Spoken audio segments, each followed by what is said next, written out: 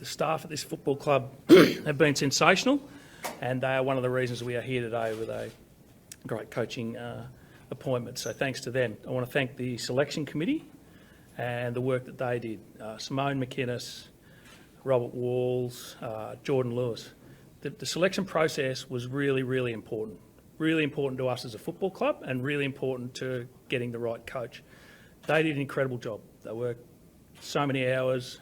We started with 20-odd candidates.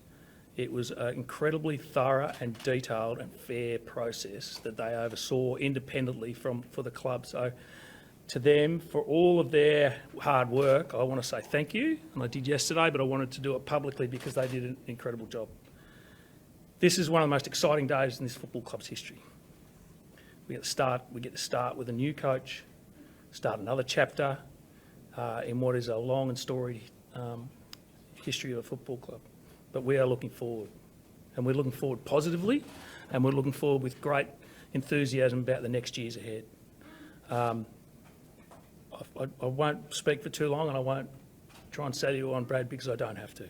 All I want to say is congratulations, welcome to our football club. Appreciate it. And good luck. Thank you. Thanks everyone for coming.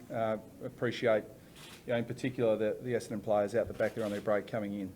It's an exciting time for this club. I'm incredibly humbled, but also privileged that went through a very extensive and thorough process, and that the panel and the board of the Essendon Football Club feel that I'm the best fit to lead this football team now and into the future. So really excited, really keen to get to work, and I hope that the players, the club, are as excited as I am to get to work. And we've got a big pre-season ahead of us, but it's one that we're all looking forward to, and I'm as excited as I've ever been to be back in football. We're both happy to take some questions. Brad, you have one of the best roles, most covered roles in footy is the AFL footy boss, but obviously the competitive juices as coach were always there. Can you just tell us about that thought process in terms of getting back involved and also telling the AFL? Yeah, it was a really difficult decision for me, because I made a conscious decision when I went to the AFL that I was going to fully invest in an administration career, and I had 3 great years at the AFL, and I really enjoyed it. And I think I've been at a football club, an AFL football club, my entire AFL life or adult life before going to the AFL. And by definition, at a club, you're very narrow in your view and you're very focused on what you need to do. So the 3 years at the AFL taught me a lot. I learned that there's a massive football ecosystem out there, and I think I come back to the role with a much more rounded approach as to what the football ecosystem is. But ultimately, the AFL is in a terrific position, incredibly well led, impressive organisation, and I love my time there. I particularly love working with Steve Hocking, Andrew Dillon, Gil McLaughlin. They're exceptional people, exceptional leaders, and it gives me great confidence that they're the people coming through the AFL. Our game's in good hands. But ultimately, I love coaching players. I love improving people. I love, talent was part of my portfolio at the AFL, and every time I went out and looked at the talent pathway, I couldn't get away from the fact that that's really what I love doing. I love developing, boys as they're on the talent pathway through their adult life, and that was the most satisfying thing about coaching previously. And ultimately, when it came down to the decision, that's what I love doing. So did you need to be convinced, there's been a bit going on here, did you need to be convinced that where the state of the club was and is? Look, I think the process that I went through was very extensive and rigorous, and there was a lot of, I'm sure, due diligence done on me, and likewise, I had to do my due diligence on the club, and I spent quite a number of weeks doing that. And the first thing I'd say is that there have been some challenges here at Essendon, but there's a lot that the club is doing really, really well, and that'll be my first port of call to make sure that we retain all the great things that already exist within this football program and within this football club. So it wasn't a matter of being convinced. I was impressed from day one. My first initial discussion with Josh Marnie and then with Dave, I think there's massive opportunity here, but that's all it is. It's an opportunity and one I was keen to take on. Is it a challenge of getting a big club hasn't got to where you see itself in terms of its standards and competing? Is that challenge, big games, big supporter base, all that sort of stuff, is that like the fight for you? Look, I've admired the Essendon Football Club from afar for a very long time. But the longer you spend in football, the more you realise that you're not entitled to anything, regardless of which club you're at, what opportunities you have. It all comes back to the same thing. It comes back to hard work, discipline, being united, and being really clear on the direction and the role that everyone needs to play. And that's going to be a big challenge here. But you know, that's, if you're not united and you're not going in the same direction, you know, I don't care what players you've got, what facilities you've got, none of that matters.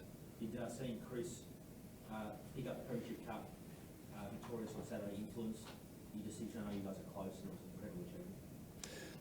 Yeah, they, in my opinion, got what they deserved on grand final day. But it wouldn't matter whether it was Chris involved or whether it was someone else. You always look at the Premier with, with admiration for what they've done, but you're always a little bit jealous at the same time. So, you know, that's premierships are outcomes. We're focused on what we need to do to put the program in place to get the outcome. Who made the first move? Was it you to Essendon or Essendon to you? And can you talk us through that first pitch? Now, there's, like I imagine all of these processes, the club makes the call. But, you know, I'm well aware that I would have been one of dozens and dozens of calls that they made. And as Dave touched on, at the time, you know, and it's just a simple philosophy, I was fully invested in what I was doing. So on a number of occasions I said to Essendon that, you know, I fully respect if they want to move on with their process, but I cannot commit to entering a process when we're in the middle of a final series and I'm general manager of football at the AFL. I've got a job to do, I'm fully committed to that, and I can't compromise that position. So fortunately for me, they were prepared to wait. And so that didn't mean there wasn't a lot of due diligence going on at the same time, but I entered the process late, but I went through the exact same process as every other candidate. Brad, a lot of passionate Bombers fans might be a bit battle-weary after some difficult years. What was your message to the board regarding how long it will take to get back into the finals and be competitive from a winning finals perspective? Yeah, we're not putting any timeframes on any of that. We're just really focused on building the program. I mean, there's only probably one fact when it comes to our list, and that it is young and inexperienced. In terms of capability, you know, I think there's reason for optimism, but all we have is an opportunity to build a program to get the most out of our players, and that's what I love doing, and that's what I'm looking forward to doing. And you know, we won't be drawn into timeframes or any outcome for that matter. What we'll be focused on is building a first-class program that can develop our players to the best of their ability. Has footy changed in the 4 years since you last coached? It always does. It always does. And again, a big part of my portfolio at the AFL was game analysis. So while I haven't been at a football club for the last 3 years, I've probably had a more holistic view of the way the game's played, a unique view as to what I think works and what doesn't, albeit from a lens of trying to make the game more attractive and to make sure that the AFL upholds its role as keeper of the code. And my view is that Steve Hocking did an incredible job at the AFL, and he set the wheels in motion to have the quality of football that was played in 2022. But again, this decision, when I really thought long and hard about it, all of the work we were doing on game analysis, I always had in the back of my mind how I'd approach this from a coaching perspective. So it was always there. It was dormant for a little while, but now it's back, and I couldn't be more excited. Have you had a chance to meet with or speak to some of the senior players yet? Yeah, to their credit, they've come back from their break, and I've met quite a number of them. Some are still away, but yeah, that in itself is impressive. You know, the players deserve their break and they need their break, but the fact that they're contacting me and coming in to meet in person has been really impressive. How involved will you, Brad, how involved will you be with the trade period, which obviously starts on Monday? I know obviously Josh and Adrian done a lot of work, but it's an important one for the club. It's always very important, but ultimately the experts will do their job in that space. There's been trade. The bell doesn't ring for trade period and clubs start talking to each other. So that work has been going on in the background for a long time. So as I always do, I'll play a supporting role, but not a leading one. Are there any deficiencies in the list that you can see? Every club's got deficiencies on their list. Now I come in with a really open mind. I can do all the work and analysis on the players and the list that you like, but until you're actually in the building and you're on the track and you're getting to know players and working with them, that you can truly form an informed opinion. So no preconceived ideas on that. How much better do you think you'll be a second time around? How much do you benefit from your time at Barnes Street? Hard to quantify other than to say that experience is really important. And I reflect on my time at North Melbourne as appointed as an untried 33-year-old first-time coach. It was an incredible opportunity, and I always look back on my time there with great fondness. But like all people in this industry, it's about looking forward, not back. And I'll learn from the experiences, and I think I'll be more rounded. But this is all about looking forward for me. Brad, what do you plan to do with the obviously a couple of great assistant coaches already with your assistant coaching team? Is there room for one more person to come in there, perhaps one of the guys that missed out on the role, for example? We'll assess all of that, Tom. It's not about, as I said, I'm genuine when I say that no preconceived ideas. I didn't present a plan to the panel and to the board that here's my team and here's who I'm going to bring in. As I said a number of times, there are some great things happening here. And I think my job is to come in and listen and learn and get an understanding for what works well and what potentially we can improve. But we've got a lot of work to do on that space, but there's no one that I've told the panel or board I would like to bring with me. Dave, can you talk us through James Hurd's involvement with the process before you selected Brad, and is he someone that you'd like to see involved with Essendon, whether it be as an assistant to Brad or in another role? I heard he went through the process, and I was glad he did. But he went through exactly the same process as everyone else. It was a completely independent process. Everybody had the same opportunity. That was really important. Hurdy will always be a champion of this football club. But I can't speak for him on whether he wants to get involved or what. That'd be something for him, but he'll always be loved by this footy club. David, have you cast your mind back to the sliding doors moment of missing out on Clarko, and now you find yourself here and obviously what's happened with Alistair? Do you sort of thought about that in your mind and just rectify how that's also played out in the funny way that it has? Occasionally, but mainly I sort of made a bit of a rule. I'm not going to talk about other clubs and other players and other things, but I feel for everybody in that process, and I've seen Sonia Hood at a couple of things and feel for her, the position she's in, but I have no regrets what we did. And but I'm sort of going to stay away from talking about other clubs. Why Brad though? He was selected by the committee as the best coach, clearly the best coach. That's what we appointed him to do. Go through a massive process, do the rigour, do the investigation. There's a clear decision. I'm very happy to take their advice. Those people were experts and they did their work. David, what did you make of the support seemingly in sections of the club for James, and you satisfied that will sort of calm down now with this great appointment? Yeah, Essendon supporters are no different to everyone else. I think they will get on board. Everybody. In the end, all their supporters want to win games. They'll get behind Brad for sure.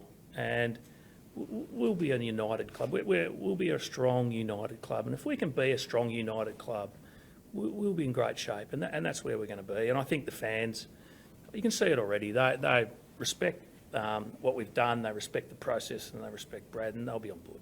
Brad, from your experience, how long does it take to galvanise a club? Dave talks about it uniting it, and we know that it's been a messy recent months, recent years even. So how difficult is I think it's really important to articulate that my role is to drive the football program. And that the thing I know with particularly Essendon, but most football clubs, is it's full of passionate people who all want the same thing.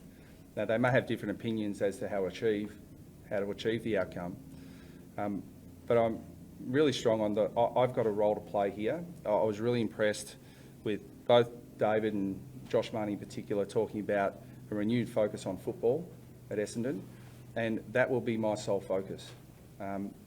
Everyone wants the same thing. Dave said members, supporters, they want to see the football team perform, and I want to create a program that enables them to do that. What sort of fee do we see?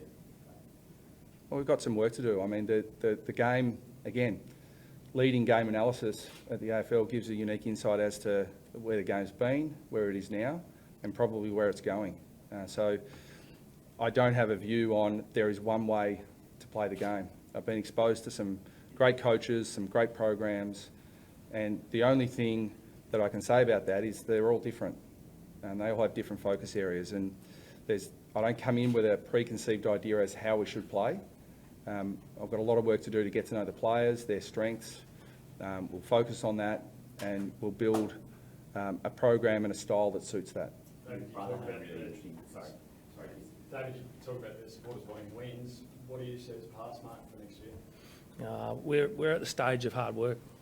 We're at the stage of actually putting our heads down and working hard.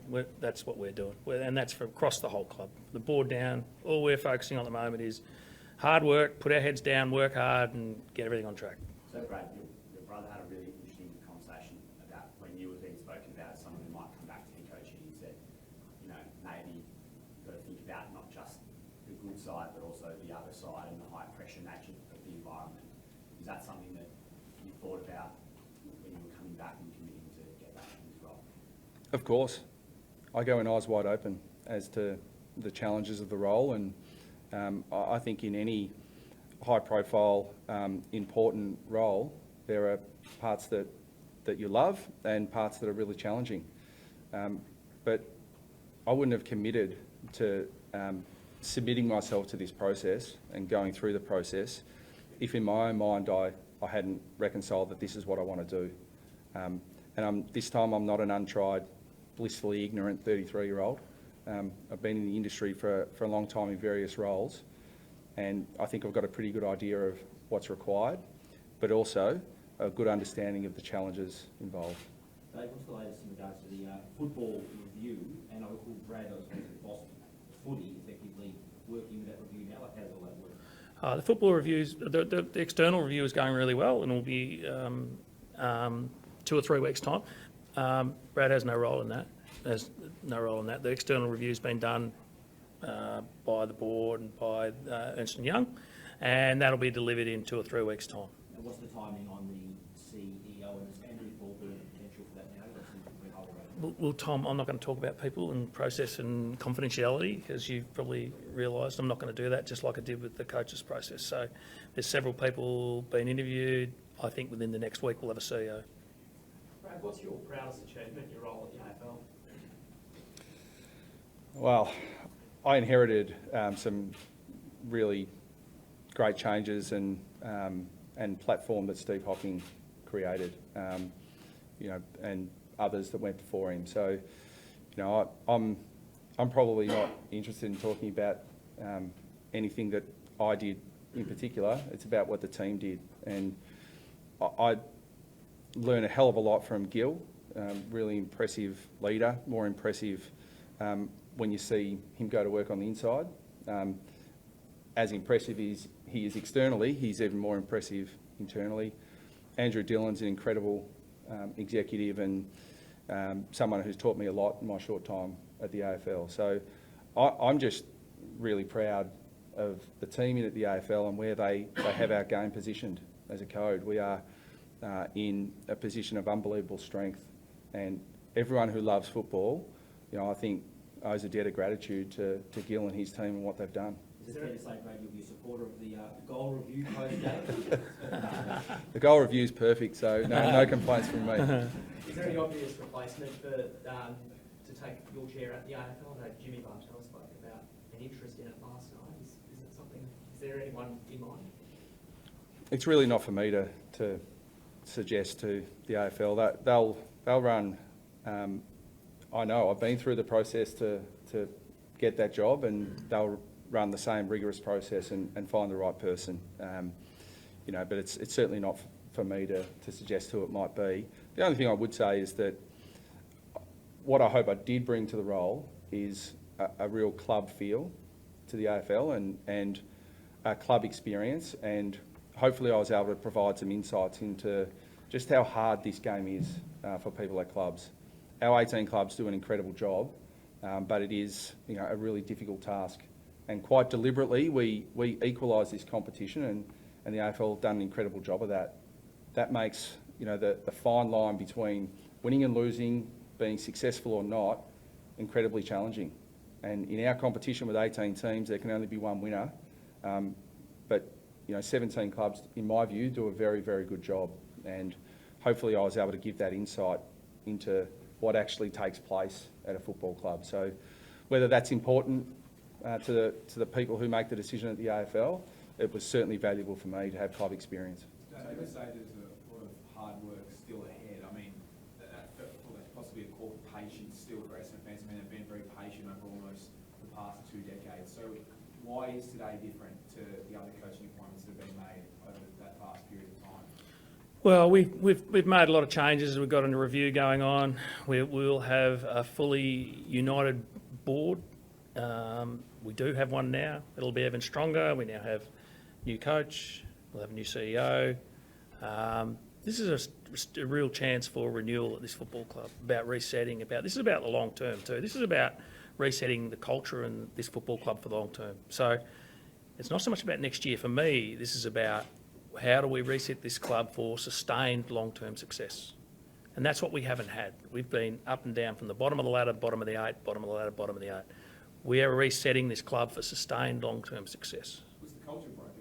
No, the culture, got to be careful of that. As Brad said, there are so many things in this footy club that are really good. It's more of a resetting the way we want to go. We want to reset back on our core business, which is footy. That's what we want to do. We want to go back to being a footy club and concentrating on footy, concentrating on our members. That's what we want to concentrate on. Like, we've been really successful off the field, and great credit to all the past board members and to Xavier Campbell, all these people. It was brilliant. And in a lot of ways, I got on the board at the end of the supplements, and we were in a lot of financial trouble. That was solved fantastically, but the time now is for change and renewal about football.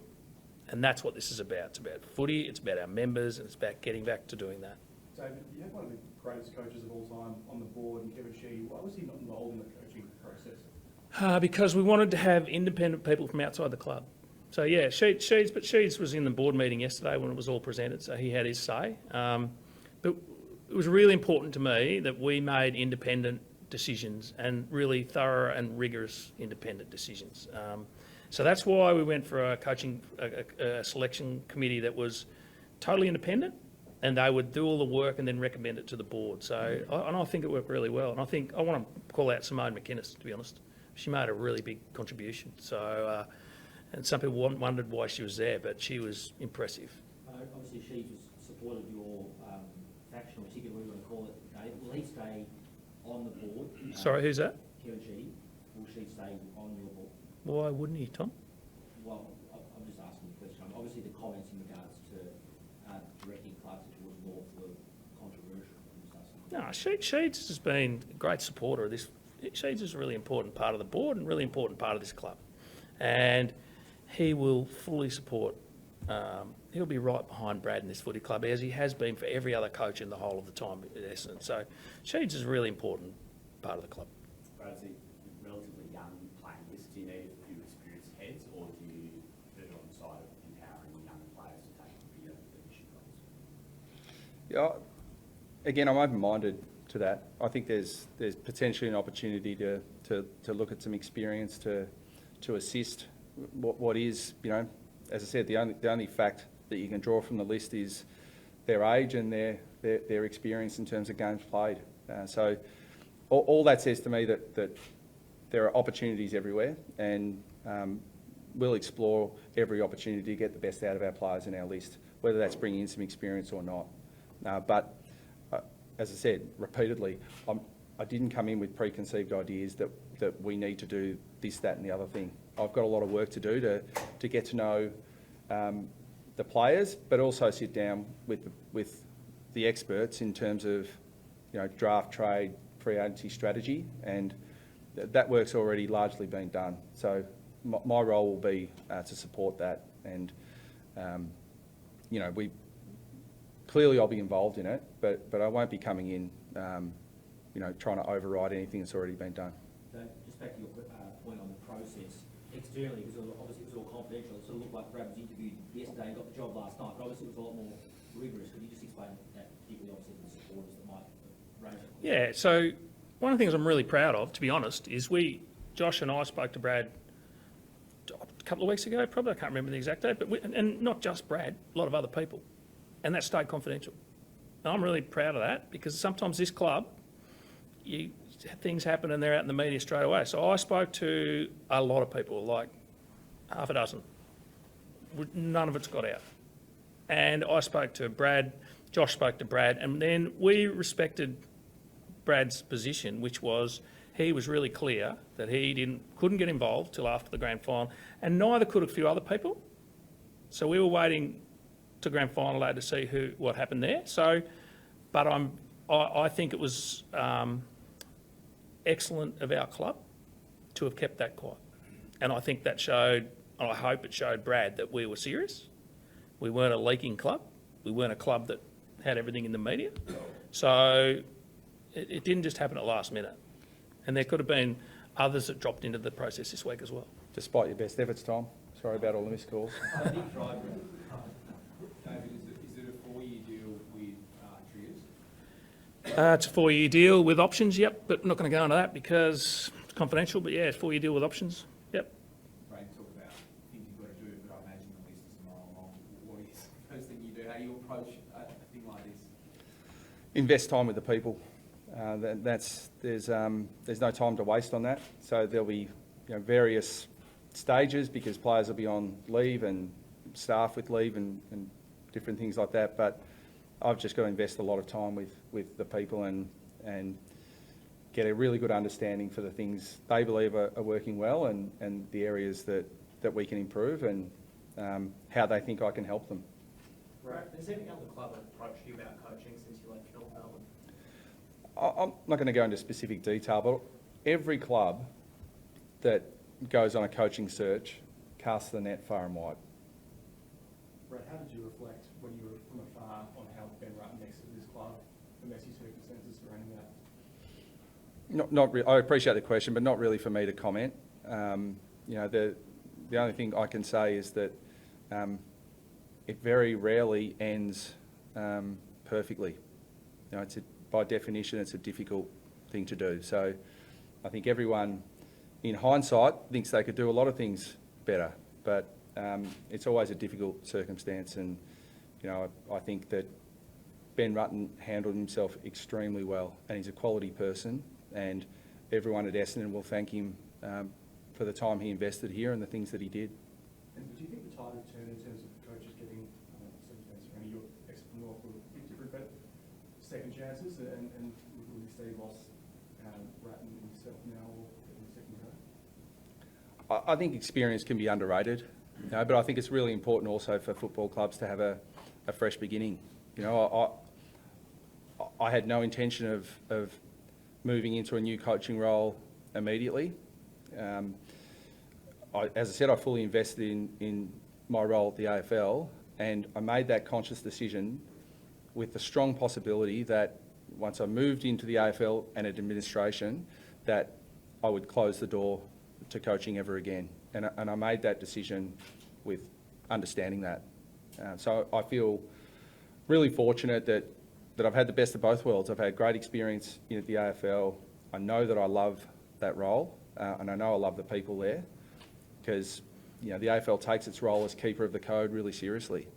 But I'm incredibly fortunate to have an opportunity to coach again, and for me the decision was, you know, do I want to coach again? Once I'd made that decision, I had to be crystal clear that Essendon was the right fit, And to be honest, I probably wouldn't have accepted the invitation if it had simply been, if you want to do the job's yours. You know, I had to prove to the panel and to the board that I was the right fit for this football club. And in my view, that's the only way to do it. What did your family say when you said you were going to take it up, Brad? I mean, that was a congratulated you, but they've seen the stresses before. It's a nice job. Wouldn't do it without the full commitment and support of them. So it's fair to say it was a short conversation a month ago, and day by day the conversation got a little bit longer progressively to the point where we're fully invested. Brisbane Lions, premiership side, the coaching opportunity just keeps multiplying. You guys turned into a mafia, so just keep multiplying, you guys. Well, there is no secret that success breeds success. And you know, one of the things I'm really looking forward to bringing to this playing group is, you know, to hopefully give some insight into, you know, what strong clubs, what strong programs look like. There are no guarantees. You don't just copy what you've seen work in the past and expect to get the same result. And I know from game analysis, the game changes really quickly. And if you think that you know how to do it and you've got the secret formula, you're going to finish second and beyond. So, but observations of what works, and you know, I'll forever have a debt of gratitude to Lee Matthews and what he taught me as a player and what he taught my teammates and what he did for that club. And it's a surprise to me to see Craig McRae doing what he's doing, Michael Voss, you know, back in his position, and a multitude of people still involved in footy. And that's often what happens from successful eras. All right, thank you.